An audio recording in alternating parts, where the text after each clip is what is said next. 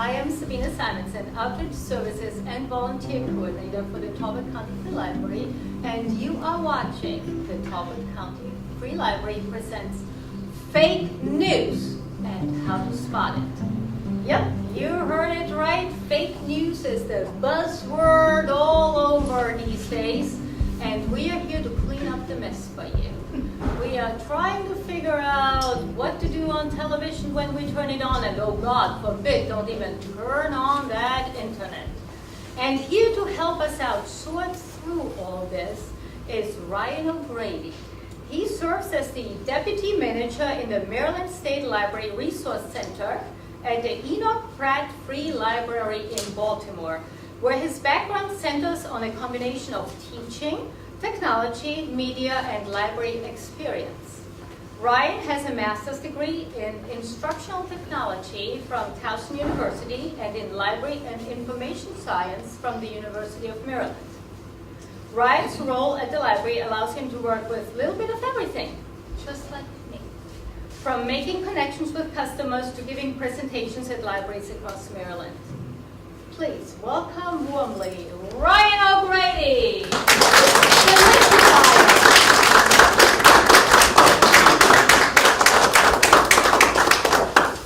Good evening, everybody. Good evening. Can everybody hear me in the back? Yes. Yeah? Okay. All right, great. So, as Sabine said, my name is Ryan, and I work at the Enoch Pratt Free Library, State Library Resource Center in Baltimore, Maryland. And I'm here today to talk to you about fake news. So, let's just go ahead and get started. I have a background in education, so I'd like to tell you what the goals are for the presentation, as well as the agenda and what I'm going to cover. So, as you can see, the first thing that I want to do today is give you a definition for what fake news is. And the reason for that is I think it's very useful if we're going to talk about something, if we're going to discuss something, to define it first. And it's not the end-all, be-all definition that I want to give you. I want to give you a good definition that you can take back and use for yourself. This talk centers around information literacy. It centers around media literacy, but specifically fake news and how it's been spreading so much through social media. So that's the first. The second is I want to give you 3 simple questions. And I break it down very simply, and they may seem overly simplistic. 3 questions you can ask yourself every time you're presented with some information or news that you're not quite sure if it's true or not. And those are questions you can ask yourself to get down to the bottom. And the third thing is I want to give you some strategies to build up your toolkit for how to evaluate news and information. So, I want to take you through your day. So think about what happens when you wake up in the morning all the way to the end of your day, right? And I have this question for you. And the question is this. What are the ways that you get news and information? Again, I know it's simplistic, but think about it. You wake up in the morning. What are those sources of information that you're looking at? Maybe that you're watching, maybe that you're hearing, speaking. All throughout your day, in the morning, you're sitting at the breakfast table. Maybe you're reading something, maybe you're looking at something.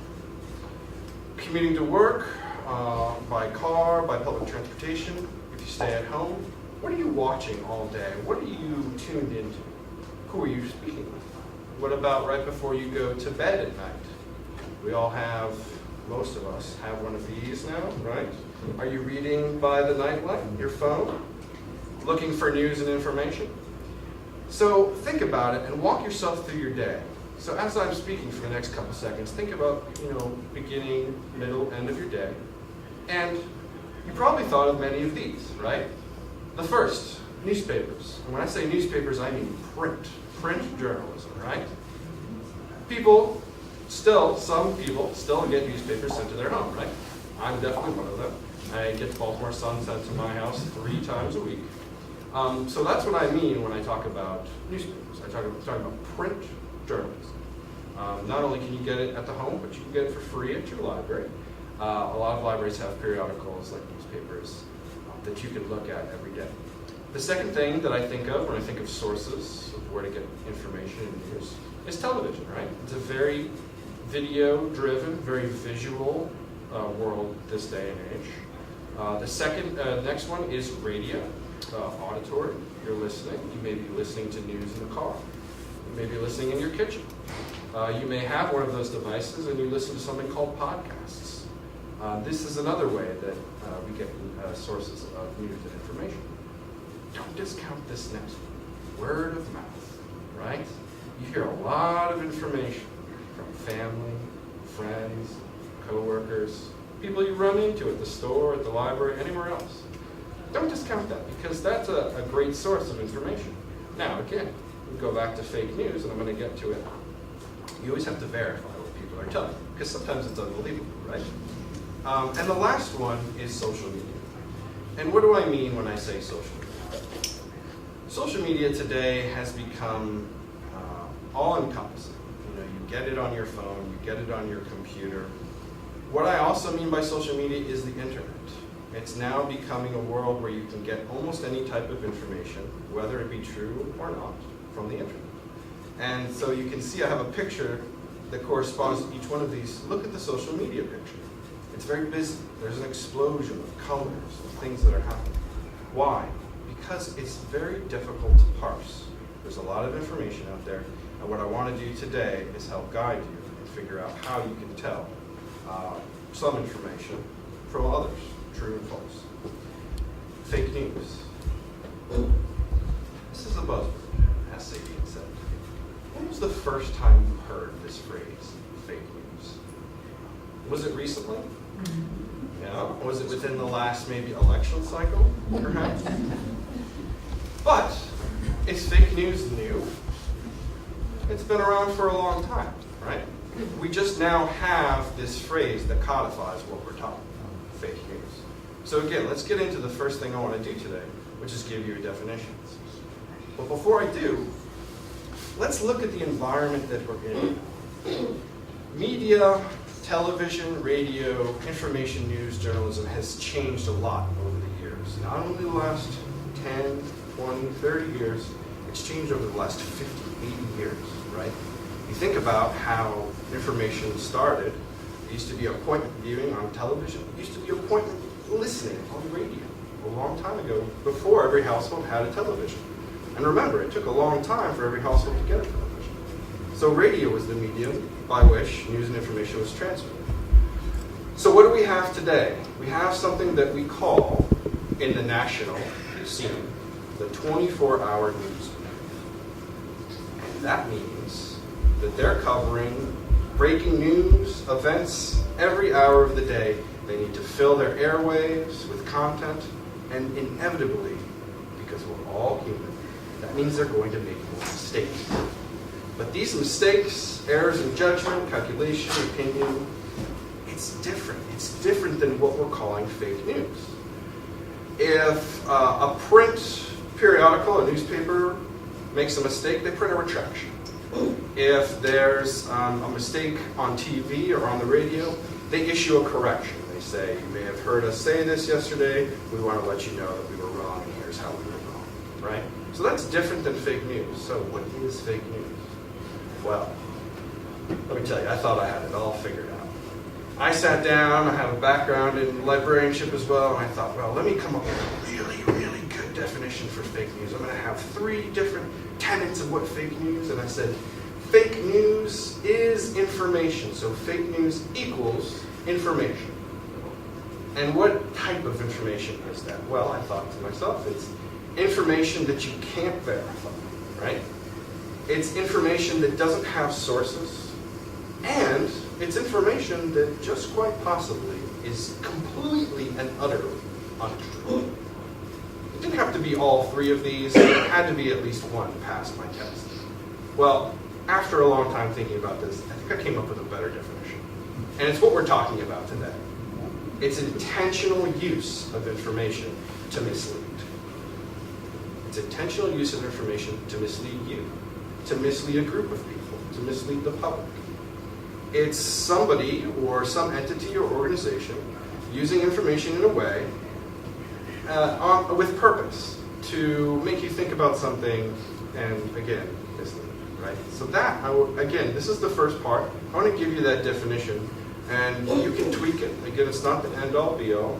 Tweak it and use it in your everyday life, and I want us to think about that as we go through the rest of today. What's this? Where do you see this type of thing, right? You may be shopping in the supermarket and you pass by. Who's ever picked one of these up? I know I have. Have you ever read one of the articles in them? The headlines, yes. The headlines, right? So let's look at some of these headlines. I have kitten guilty of murder. Let's see what else. Bat child found in cave. Elvis is alive, an oldie but a goodie, right? So, is this fake news? And I'm arguing tonight that this is one type of fake news. It may be a fun type of fake news. It may be a type of fake news that most people just don't take seriously. Aliens haven't landed. This politician isn't doing that. This famous person has not come back from the grave alive, right? But this tabloid sensationalist type of information is one type of fake news. You look at the headline and you're drawn to the headline and you want to pick it up and read it. But then what happens when you read it? They may not cite any sources. They may just be talking in generalities. And the headline may say something completely different than the body of the text, right? So that's one type. But let's get into a little bit of the history of fake news. I mentioned at the beginning, fake news is this buzzword that we're hearing so much about, but it's been around for a long time. Let's look at two examples. In August of 1835, the New York Sun posted a 6-part series about, drumroll please, life on the moon. And we know we don't have life on the moon now, right? We've been there, we've looked, and nobody's living there. There's certainly no life on the moon. But look, this is in 1835, and you can go back even further. But I picked two relevant examples from newspapers. Extra, extra, New York Herald. A couple years later, 1874, the New York Herald posted a story claiming that wild animals had broken out of a zoo and were roaming around Central Park. Better watch out. And then, of course, there's Orson Welles, The War of the Worlds. The radio broadcast that sent everybody running from their houses thinking that aliens had invaded, right? So we see these mediums. Remember, go back to those sources. You have your print sources, video, audio. All of these sources can be used to perform trickery, to disseminate fake news in some way. So let's get a little bit more into the types of fake news. I mentioned that I thought that I'm proposing to you that tabloids are a type of fake news. Well, where do they fit in the spectrum? And this is not an exhaustive list, but it's a couple that I want to talk about tonight. And then it's a couple that I specifically want to talk about, how social media has been influencing these. So the first type of fake news is news that is misinformation on purpose. Remember, intention to mislead, right? It's news that they're disseminating, and it's on purpose that it's misinformation. Then you have three different types that I feel like are very similar in some ways, dangerous in others, but they're all sort of have the same vein. Hoax news, someone has played a hoax on a person or a group of people. Propaganda, we've seen that with governments, right, in history. And satire.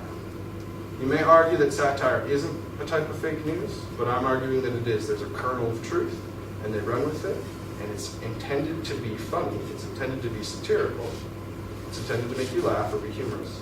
But I'll get to why that might be a type of fake news on the next slide. Next one, born digital information that is manipulated. And what on earth do I mean by born digital? Okay, well I'll tell you. Remember, think about how the media landscape has changed over the last 100 years. What you used to have to do is take a physical device out on location, and you would film it, and there would be actual film, either audio or video, or you would even have a writing instrument and write down on a pad. And some of us still do, right? But then you couldn't just air it right then and there. You had to take it back to the studio. You had to physically cut it, edit it together so that it was ready in a package to be sent out for broadcast. Well, let me tell you, today it's very different. Information is born digital, which means it's born in ones and zeros. That's the language of computers, of digital production. So what I mean by that is you can film something or you can take a photo and you can edit it right within your device. and send it instantly or automatically to a great number of people on your newsfeed via social media. So that's what I mean by born digital information. I liken it to something that you've probably heard of, which is Photoshop, right? You take a picture, and you may have seen a picture altered in some way. Somebody has used Photoshop, which is a software program to edit that photo. Ah, this one, okay. Some people call anything fake news if it does not agree with their own personal beliefs. I'm sure none of us know anyone like that, right? You don't know anyone in your family. You don't know anyone at work, on TV that is like that, right? So keep in mind that that is one type of fake news that people generate. They don't agree with it, they're calling it fake news. So it must be fake news. And you should believe that as well. And then the last two. There's fake news that's created and written for profit. Media itself, news media, is a profit-motivated industry, but also fake news is as well. And the last one, which is targeted at specific groups to provoke some kind of emotional response, right? So it's written in a way, perhaps maliciously, to enrage people, to get people emotional about a subject. Again, not an exhaustive list, but these are the types that I want to go into. Let's explore 4 of these. And the first one is social media. What happens is you encounter a story. And the great advantage of social media is that there's a lot of breadth, right? You can look at an amazing amount of stories in 5 minutes, 10 minutes, 15 minutes.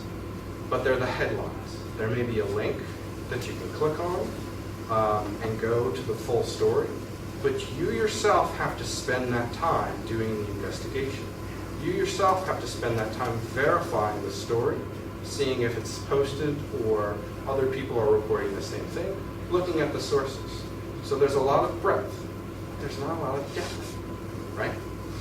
You see the headline, but you're probably not going to read the whole story. Folks today, in front of their screens, they want to see a lot of different variety of information in a very short period of time. So think about that. The second one is websites. These are websites that host and post misleading and unreliable information. And why might they be doing it? You know, you go to a website nowadays and you look, there's a lot of ads. There's a lot of ads on the side, at the top, at the bottom. A lot of it, again, is money, profit driven. So every time you click on a certain website, even if you don't click on the ad, they know that you're looking. And if you happen to do click on the ad, you generate revenue for a company or somebody who's posting that content. Next one, clickbait.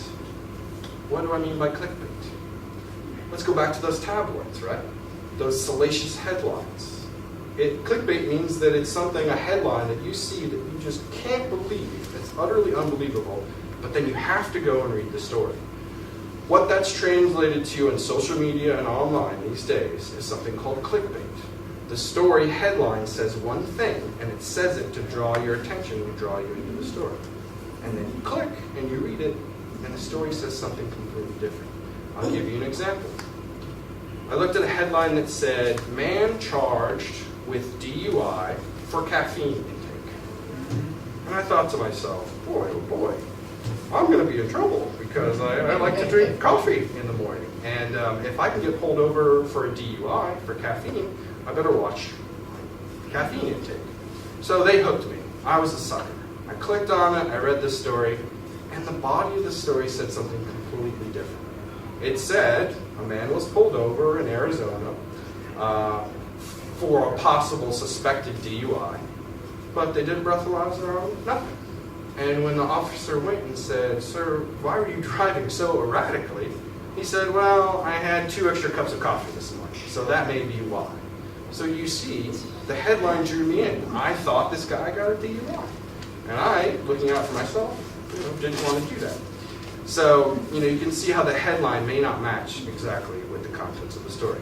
And let's get into this last one, satire. Satire. It's meant to be funny. I have a picture of The Onion up there because that is one of the quintessential websites. It was an early publication in print in Milwaukee. They distributed it, and now it's online. They have their own book series. They had videos as well and podcasts. It's satire. Again, satire takes that kernel of truth, right, and they run with it in a different direction. What's the danger? Why could satire become fake news? Because someone thinks that it's actual news. Someone reads the story and they don't understand. They didn't read the disclaimer. They didn't look at the About Us portion of the website. Or they didn't read who this person is, the byline, practical joke, whatever. So what happens is satire news can get shared as actual news. And then it becomes this echo chamber effect where a lot of people look at it, they think it's true, they share it with 10 of their friends online, 10 of their friends share it with 10 more, and it becomes exponential. And now all of a sudden, tens of thousands or millions of people think that this story, this satire story, is true. That's how it becomes fake news. So let's take a look and delve deeper into some of these stories that I'm talking about. Let's go back to the last election cycle, where all this started. First one, Bernie Sanders was endorsed by the Pope. What do you think? True? Fake? Next one, President Obama banned the Pledge of Allegiance. Fake news? Maybe. And the last one, yes, the billionaire founder of Corona Beers dies and gives $1 million to everybody who lives in his town. What do you think? Fake news? True? Everyone in the Spanish village where he grew up becomes a millionaire from as well. So let's take a look at each one of these and see and ask ourselves, how did these stories start? And why did so many people believe them? Let's look at this first one, Bernie Sanders, endorsed by the Pope. What happened there? Well, again, we go back to those types and categories. It got posted on a website called the National Report. And you can see, you take a look, it looks perhaps legitimate. There's a couple talking heads or politicians. You've got up here the navigation bar where they list all the different parts of the website, and then you have some social media icons, story, photos. It could fool anyone. It looks legitimate. But this is where the story started. It's a website, a URL that somebody purchased, and they just put fake news stories on there. And they shared them on social media, and everybody started to believe them. It may have been malicious. It may have just been sent. The next one, Obama Pledge. So did he really ban the Pledge of Allegiance? It was posted on a website that looked like ABC News, but it was just pretending to be ABC News. It wasn't abc.com. It was abc.com.co. One tip that I want to leave you with tonight, and again, I'll get into it a little bit later, is look at how your URL is ending. .com means that it's a business, right? It's open to anybody, as long as you register and pay for the domain. But .co is a country code. It's the country code for Colombia. And Colombia happens to just be one of the countries that allows anyone to sign up for a website and use their domain. Other countries are restricted. Brazil, for example, is very restricted.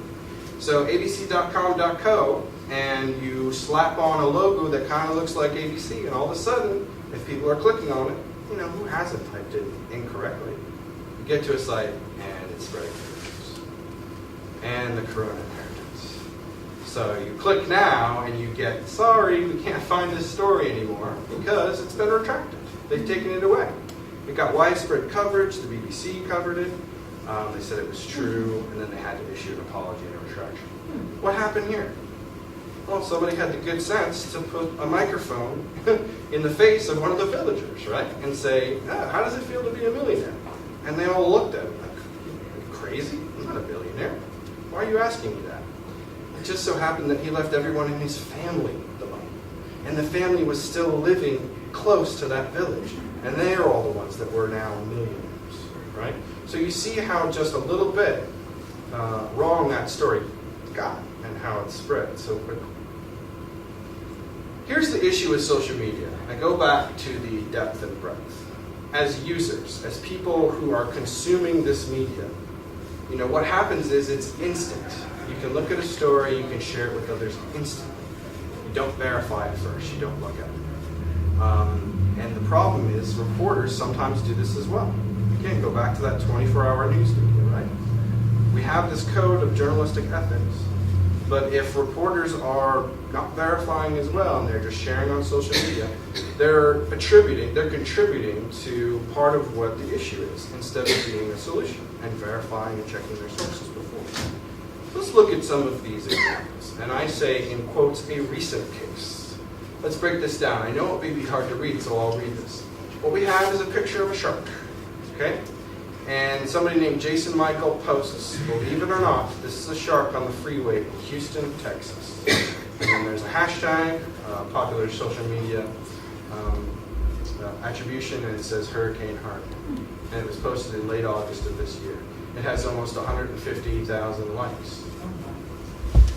So there's the claim of the shark swimming on a freeway in Houston during Hurricane Harvey. It has 150,000 likes. What's really going on here? If you were to just see this image, would you truly believe it? You shouldn't. You should always be skeptical. And that's one of the things I want to impart to you today. It was a photoshopped image. This photo has been around since September 2005. This photo was originally of a kayaker off the coast of South Africa. There's a kayaker over here, about 25 meters behind him. There's this shark pursuing, right? Where's my source? National Geographic. And I also did a reverse image search of this image, and I looked online, and I saw the 10 times that it had been posted in the recent past, all for hurricanes and natural disaster events. And I looked back at the beginning of its history, and I saw that it was posted in National Geographic and other websites as well that, are credible. So here's the thing. This kind of image has been used over and over and over again in the last 10, 12 years. Every time there's a storm or a hurricane, a natural disaster. Right? So be skeptical of everything that you're seeing. Don't always believe it. Here's a wrong website case. You may remember, this was very recently. Equifax got hacked, correct? Here is the actual feed of Equifax's Twitter. And they're posting things like, you can monitor your credit at Security Equifax 2017. You can sign up for our Premier Free for 1 year at Security Equifax 2017. Again and again and again. And somebody says, not only did they tweet the wrong link, they tweeted it 3 times. Well, actually, they tweeted it 8 times. They just deleted the other 5. They got it wrong. And this is an organization that's trying to drive you as a consumer to one of its products, right? Again, they got hacked and they're trying to sort of create a different website so that you can, correct anything. The URL that they're posting is Security Equifax 2017. It's a separate website they helped to set up with the breach.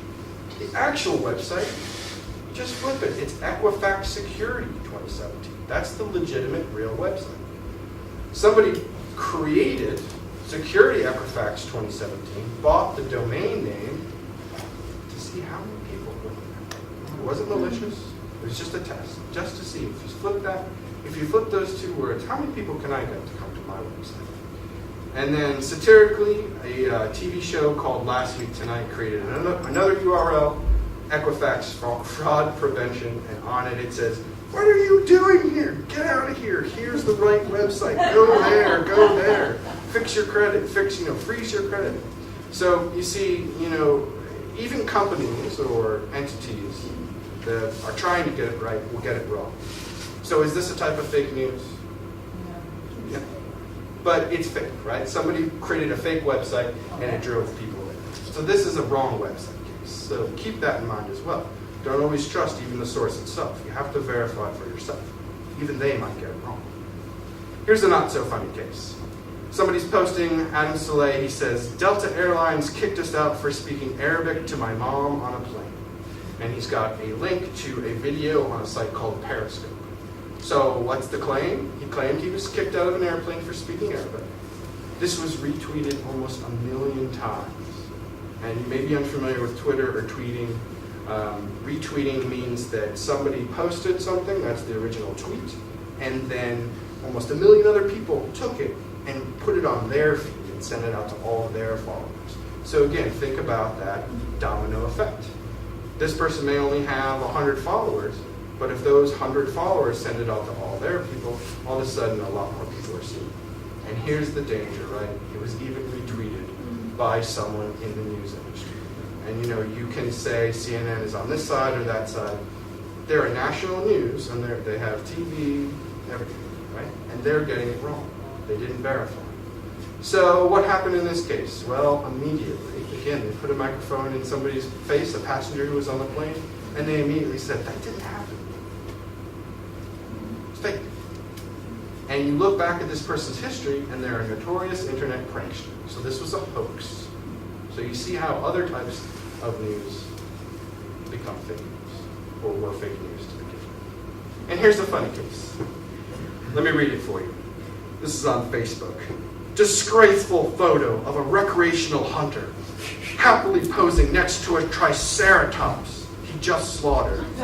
Please share so the world can name and shame this despicable man. And somebody else posts on there, that's Steven Spielberg, the director of Jurassic Park. But you see, this is the power of social media. Someone else posts, I don't care who he is. He should not have shot that animal. So here we have a case of someone who doesn't even realize that dinosaurs aren't roaming the face of the earth anymore. Right? What's the danger here? The danger is it got shared tens of thousands of times. There's thousands of comments. It may have been satire, but clearly someone took it as real news. So I want to step into the second portion of this today, which is to give you some resources, tips, tools, and tricks for how to debunk some of this fake news, how to find out what's true and what's not. And here I have a list of websites that are useful for you to do this. And I'm going to get into a couple more resources. So let's go down the list. The first is LinkedIn. LinkedIn is a professional networking site. People post their credentials, professionals post their credentials. Again, don't take their word for it, you can research them. They may have written books, they may have periodicals, journal articles, and you can find all that at a library, in databases, things like that. Factcheck.org, it's a non-profit, non-partisan organization, and this is used for political claims. They also have one for students, middle school, high school students. It's called the Annenberg Classroom, okay? And that's at factcheck.org. Notice that a lot of these are political because, again, go back to fake news and how it has been politicized over the past 12, 18 months. PolitiFact, you may have heard of this before. It's a Pulitzer Prize-winning organization site. Again, it works with political claims. You may feel one way or the other about the Washington Post, but they have a section that's called Fact Checker, and it's supposed to be straight down the line, telling you what's true and what's false, okay, for political facts. Snopes.com. You may have heard of Snopes.com before. And some of these come with a caveat. I gave you the caveat for LinkedIn. Don't take the person's word for it, right? Look elsewhere as well. Snopes.com. It's a lot like Wikipedia. It may be a great first place that you look, but look down at the sources below. Look at what they're citing and click on those or find those, okay?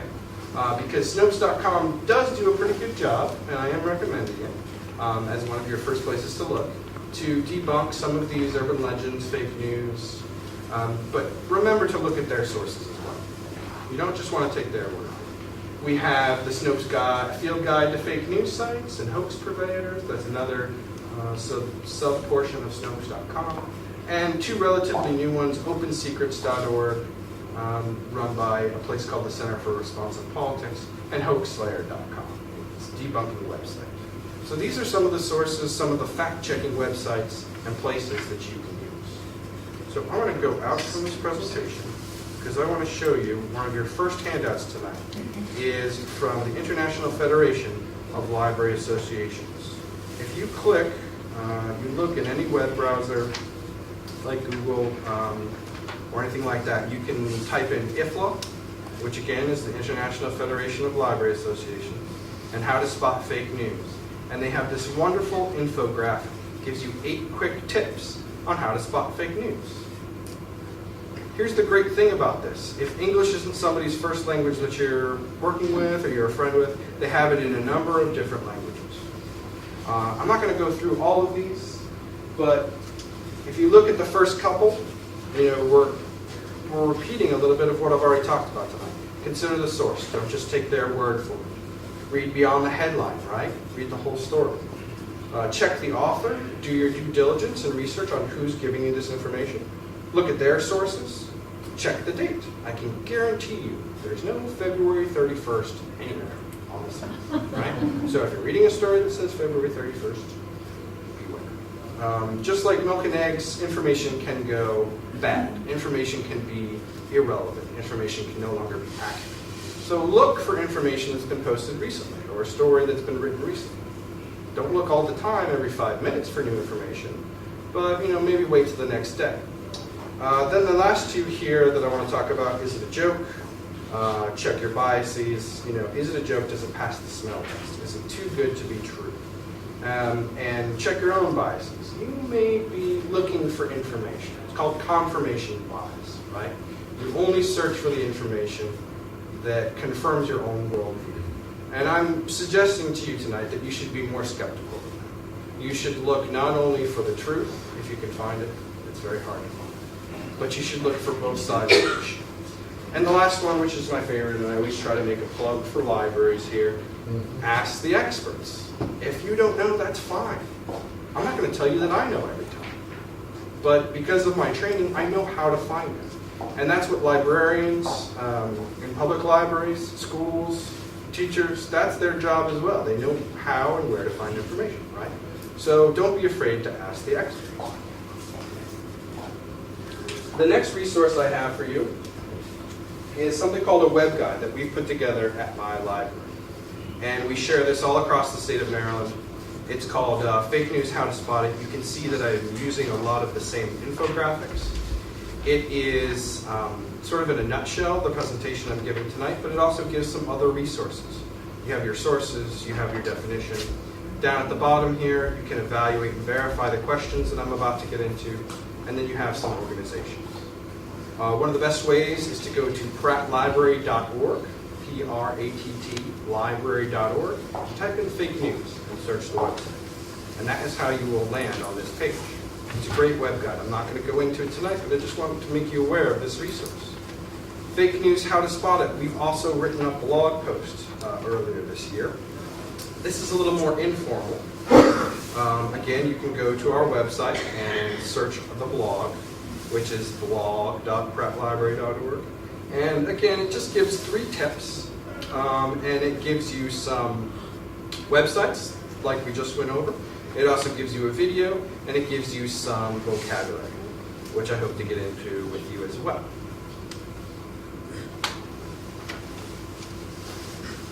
So you have that. You have that. And the next thing I want to show you is a video. This is a TED Ed video.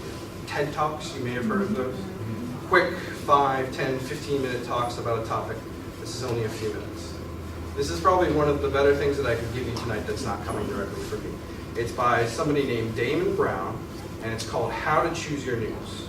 And while you're watching this, I want you to think about how news has changed, how you understand it's changed in history over your lifetime. And think about all the different ways that they're recommending, and maybe one thing that you can take away. And I put the subtitles on. How do you know what's happening in your world? The amount of information just a click away may be limitless, but the time and energy we have to absorb and evaluate it is not. All the information in the world won't be very useful unless you know how to read the news. To your grandparents, parents, or even older siblings, this idea would have sounded strange. Only a few decades ago, news was broad-based.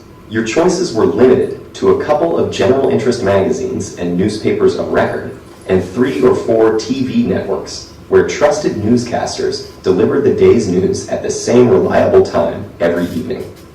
But the problems with this system soon became apparent as mass media spread. While it was known that authoritarian countries controlled and censored information, a series of scandals showed that democratic governments were also misleading the public, often with media cooperation. Revelations of covert wars, secret assassinations, and political corruption undermined public faith in official narratives presented by mainstream sources. This breakdown of trust in media gatekeepers led to alternative newspapers, radio shows, and cable news competing with the major outlets and covering events from various perspectives. More recently, the internet has multiplied the amount of information and viewpoints, with social media, blogs, and online video turning every citizen into a potential reporter.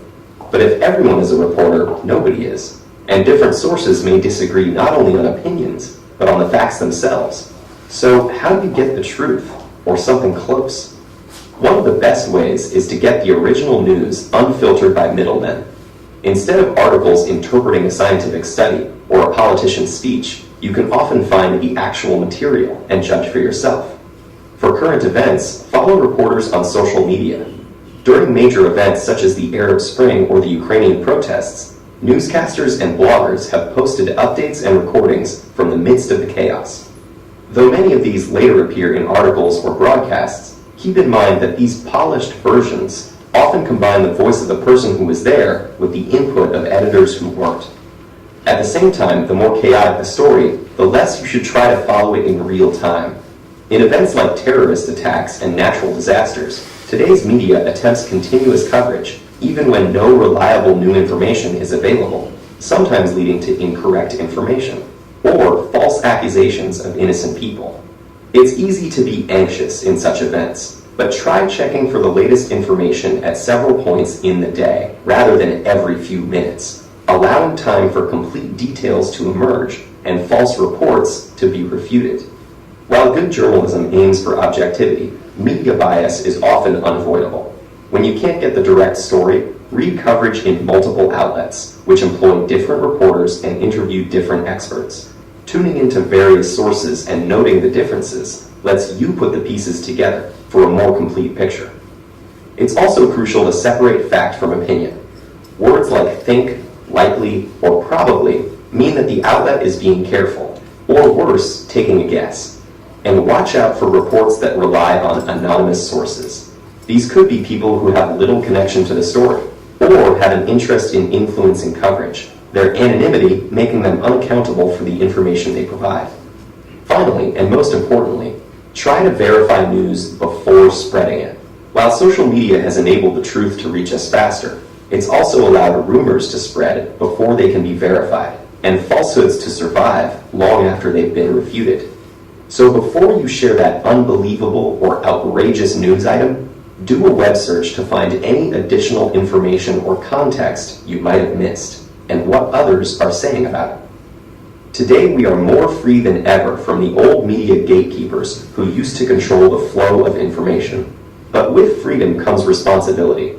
The responsibility to curate our own experience and ensure that this flow does not become a flood, leaving us less informed than before we took the plunge.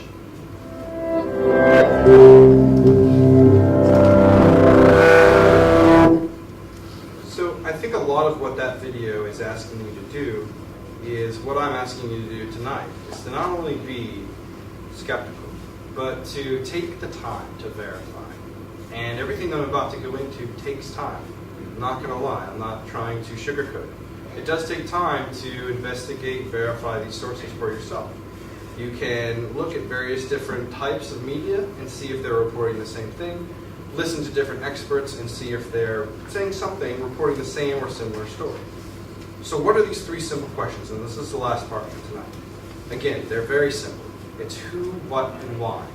How can you find out whether this information that you're seeing is true? So I have who. Who is the creator? Who's the author? Who's this person? Who's this organization that's putting this information in front of you? Do you know who they are? Have you relied on them in the past? Have they been reliable consistently? Or maybe they've made a couple missteps. Also think about researching who that author is. Are they an expert in their field? Do they have many years of experience? The second, what? What's the belief or point of view that's being presented? And the subtext of that is, what view or point of view is not being expressed? What are maybe they trying to suppress? What are they not telling you? What are they trying to maybe overly convince you of? So think about what? What's the content? What's that information that's being given to you? And the last one, which is a little harder to think about or really find the answer to, is why. Why is this information being created? Why is it being shared, disseminated? And why is it in front of you? So let's take a close look at each one of these. Who? Remember, go back to that URL. How does your URL end? .com, .net, even .org. These are open to any entity. You can go and buy and post whatever you like on there. .org was traditionally opened up for nonprofits, and even then, you may not agree with the mission of a nonprofit. So they may be trying to give you some information that you don't believe. We have .biz, we have country codes, .eu for the European Union, .es for Spain, .fr for France. URLs that end in .edu have to pass a very stringent set of parameters. They have to be a post-secondary institution, matriculate a certain number of people, and .edu is one of the websites that you can trust more than others. Again, because of all those stringent regulations. One caveat that comes with that, does anyone know what this is called? Right here on your keyboard. It's called a tilde. If you see that in your URL, it's a designation that they've given space to an individual. So it could be talbotfreelibrary.edu, tilde, Ryan O'Grady, and they've given me space to put whatever I want on there. And institutions do that. Why? They do it for students so that they can post their thesis, so that they can create their website, so that they can start working on all the projects that they're working on for school. So always be aware of that. But again, .edu, .military, .mil is military, .gov, so if you go to irs.gov, you're going to find information about how to file your taxes. They're not trying to disseminate any fake news or information on that. Let's go through, again, how to determine what's fake, focusing on who. Pay attention to the domain name, pay attention to the logos as well. Does this really look like ABC News' logo? Always make sure that you're looking at the visual aspects of a website as well, because they can tip you off that something is fake. Read the About Us section. There's usually about me, about us, about the organization. It's usually going to be detailed. It's usually going to be lengthy. It will identify the mission of the organization, and it will tell you who they are. Again, don't always take their word for it. Look out from the website and do your own research. We went over this one before. Read beyond the headline. Just because it's in bold, just because it's grabbing your attention, doesn't mean it's true. The second part of this, what belief or point of view? Remember to check the dates. Again, February 31st, even July 32nd, these are not real dates. Information can go back. Check those sources. Take a look at who's being quoted. Take a look at where they're finding their information from. As the video stresses, as I stress, it's hard to get information that doesn't have a bias to it these days. If you look at something like the AP or Reuters, it's very bland and it's a paragraph long. Why? Because it's just the facts now. It says, this person did this, talk to this person here at this time. And that's it. Again, we look at the 24-hour news cycle, and what's happened is there's a layer of commentary on top of that. Well, what does this mean that this person did? Let's talk about how it impacts the future. And again, you need to be skeptical of that. Check the quotes. First of all, are there quotes? Who's being quoted? And does that person exist? Remember, go back to those tabloids. They may be making people up. July 32nd is also not a real date. Check the date and the time of the story. Sometimes it's happened in the past, and they're posting it again to try to get you to feel a certain way, or to try to intentionally mislead you. And this is one of my favorite tips. Remember, I told you before, what you can do is you can take any image, and if you go to image.google.com, and I'm not recommending Google in its entirety, I think it's a good starting point, it's a good search engine. However, what you can do is if you post a URL, www, of an image, or you upload it to their site, they'll find every instance of where it's been posted before. So you can look and see if that image is a stock image, and it's used a lot for multiple different stories. And if it is, chances are it wasn't taken that day at that time that the story is saying that it was. So it's probably not an original image. So that's image.google.com. And the last one, why? Why was this created? If it's too good to believe, it just might not be true. We have two different methods, and again, on the handouts that I prepared for you tonight, on the back of the How to Spot Fake News, there's about 30 to 40 questions, and it's called the CRAP test. C-R-A-A-P. Stands for Currency, Relevance, Authority, Accuracy, and Purpose. If you do have time, and you want an exhaustive list of things that you should check off for any piece of news or information, use that list, because it can be invaluable to guide you to see what's fake and what's real.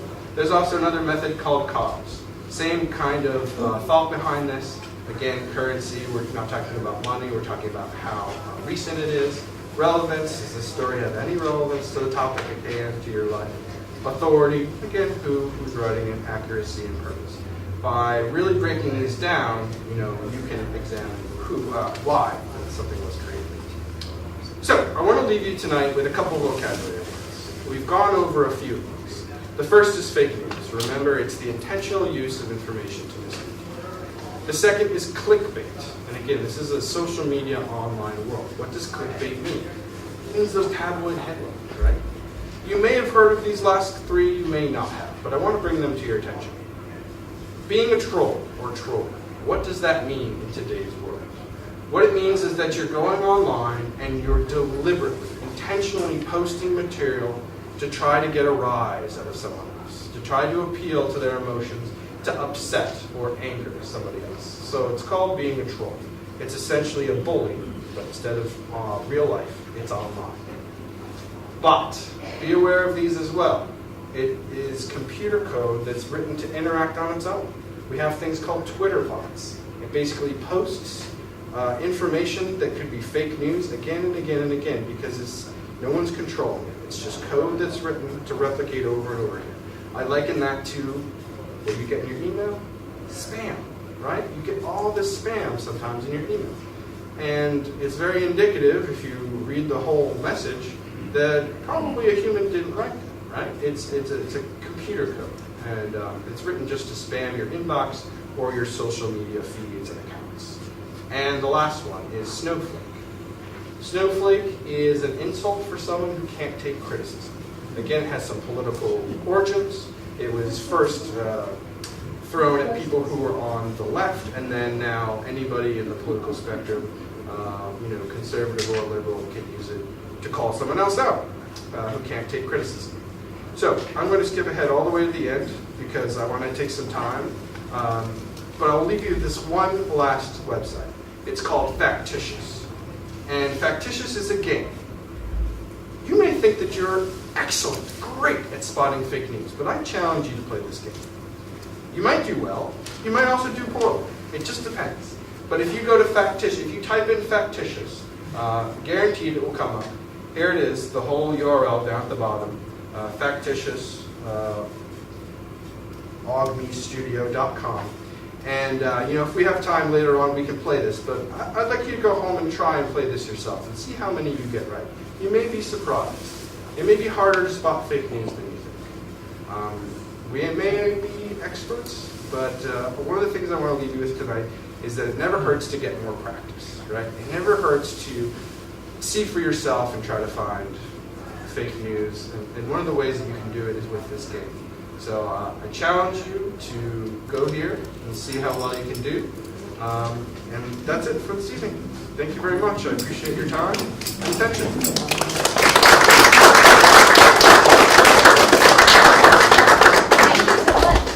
I did hear, come to your library to find out what's fake or not, right? That's right. We are here for you. Come and see us. Good night.